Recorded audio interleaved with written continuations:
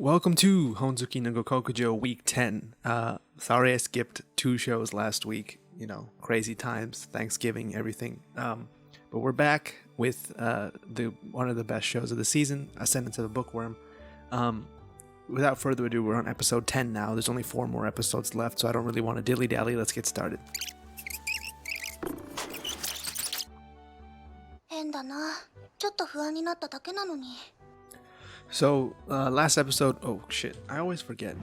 Last episode we got some confirmation on the fact that even noble people do get, or maybe it wasn't noble, she was just wealthy, because we haven't even been to the noble people's quarter yet. So I just defeated the purpose of what I was saying. What I was trying to say was, the little girl from last episode also had the devouring, she just was able to afford to stay alive with it, where mine, you know, she's not really in a position to do so. But we haven't really seen any real noble people who just have magic and can live with it, so we don't really know what's going to happen when that happens. We'll find out, I guess, but I guess mine and even the more wealthy people in the kind of normal people's quarter, they have the same problem. She just is able to live with it better. But mine now is like a wealthy inventor or something, so she could probably find the same solution that the other girl did. Let's see what the noble people's quarter looks like. Is it just going to be like some magical utopia or something? No idea. 初期費用ね。釘がなくて困ったでしょ？何をするにしても金は必要ってことだ。 Truer words have never been spoken. You need 10 small silvers just to be passable in appearance? Go back to that chart. Isn't 10 small silvers like 10,000 coins or something? So that's like, like if you convert it to yen, it'd be like $100. Okay, now that doesn't seem too bad. I guess if you want to get a brand new set of clothes for 2 people that you would like to, you know, be presentable, $100 is a pretty good amount. Okay, I take it back. 10 small silvers isn't that big of a deal, but these people, the people who are in Lutz's camp and like mine's family, they definitely wouldn't have had 10 small silvers, so we're moving on up in the tax brackets here. 素材を入れればいいんです。素材を厳選すればもっと上質なものが作れます。 This jojoba bead stuff is going too far. She's like making a whole line. She's moved into a different world just to make a whole line of beauty care products. Could have just stayed at home and done this. Could have been like an Instagram, you know, makeup hawking person. But I guess this is more entertaining for us to watch. You go, mine, do your thing. フリーダは金と貴族へのコネがあったから。 Yeah, this is what I was talking about earlier. She's only survived because she's rich. So she's mine has been put into this kind of situation where she has to make money in order to survive. It's like a shark thing. Someone said this is like Spice and Wolf mixed with Dr. Stone, both shows that I've talked about pretty extensively in reviewing this show and comparing it to those two. But the difference is in those two, they don't really need to do anything to survive. Like, he could just live with the village and just eat their food and be fine, the Dr. Stone kid. And Lawrence in Spice and Wolf, he could just settle down and become whatever he wants to be at this point. He has like a companion fox god that can do whatever he wants for him in terms of like helping him out and stuff.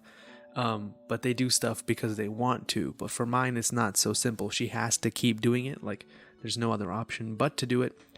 So she's stuck in this place where people are just going to ask her more and more questions. Like we've seen over the past 3 episodes where people are getting more and more curious about how she knows these things, and Benno is like super suspicious of like where she's getting this information, but he's kind of choosing to ignore that instinct because it's so profitable, the stuff that she comes up with.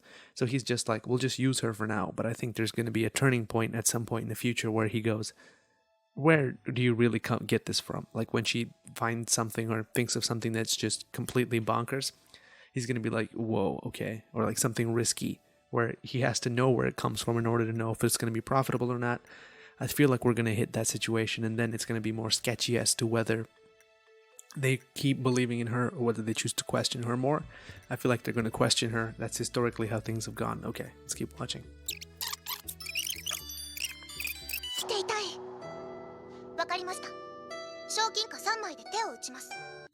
Is that really a negotiation? He's like, you're probably gonna die soon, so just take whatever money I give you, don't really argue for more, and just tell me everything you know.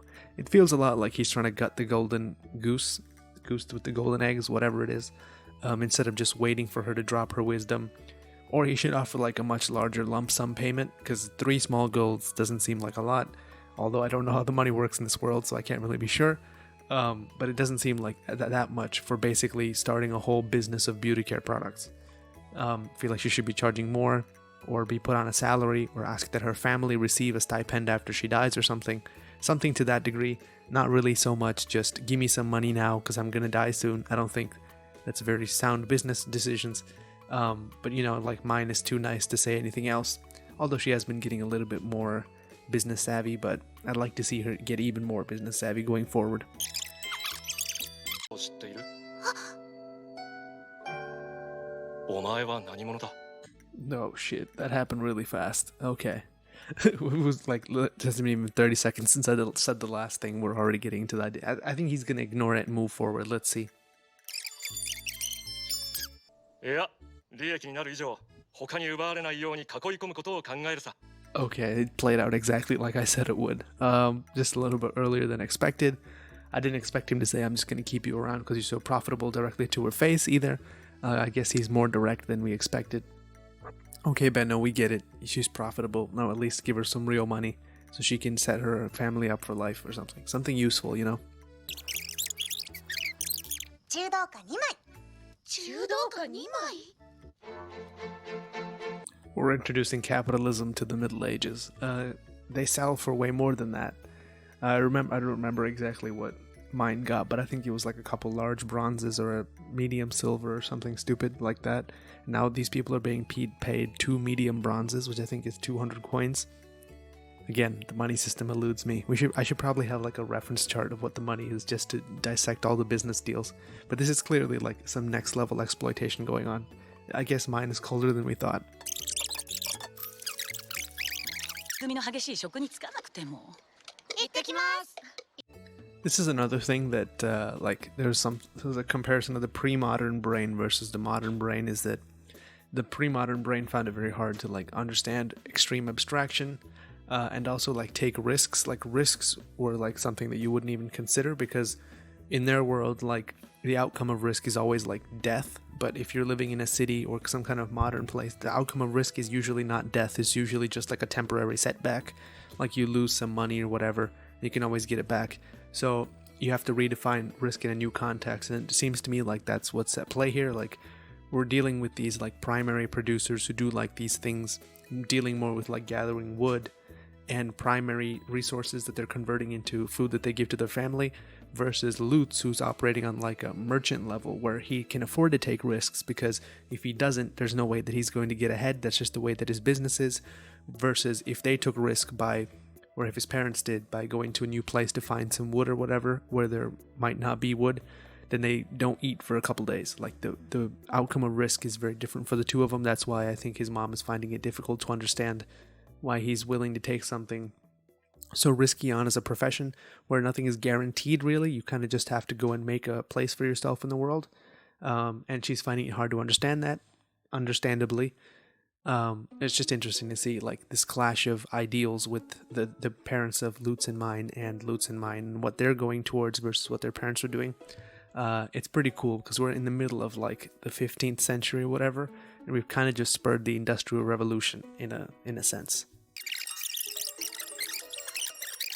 生産だ。ベンノさん、これも売れます。 This is so stupid, but it just occurred to me. Those silver things they get paid with look exactly like the Apple credit card. I didn't know they had Apple Pay in the Middle Ages. That's crazy.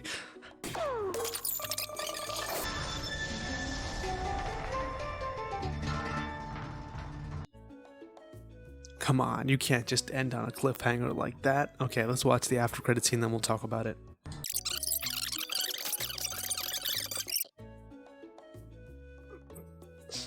Okay. Whew, what an episode. Episode 10. Things are going very badly. I'm at the edge of my seat right now. She's come up with a million different things, right? So if you've ever seen the movie Joy, with Jennifer Lawrence, this is like that. She just comes up with invention after invention. She gets undercompensated for what she brings to the table. And the master's we have to keep her alive somehow because she's basically a cash cow. It's an interesting way to look at things, I guess. But she's dying very quickly. We don't really know what to do about that. It's an interesting premise.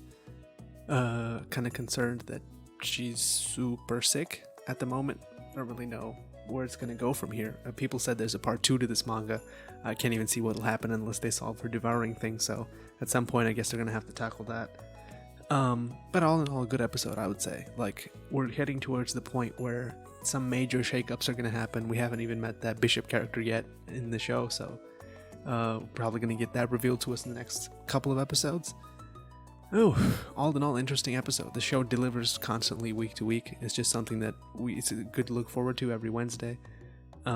If you haven't watched it already, I guess now will be a good place to pick it up. There's 10 episodes and something to really sink your teeth into. By the time you get around to that, the other 4 or whatever that are remaining might come out. So that's it for this week, episode 10 of Ascendance of a Bookworm. Thank you for watching. Like, comment, subscribe, all that good stuff, and I'll see you in the next video.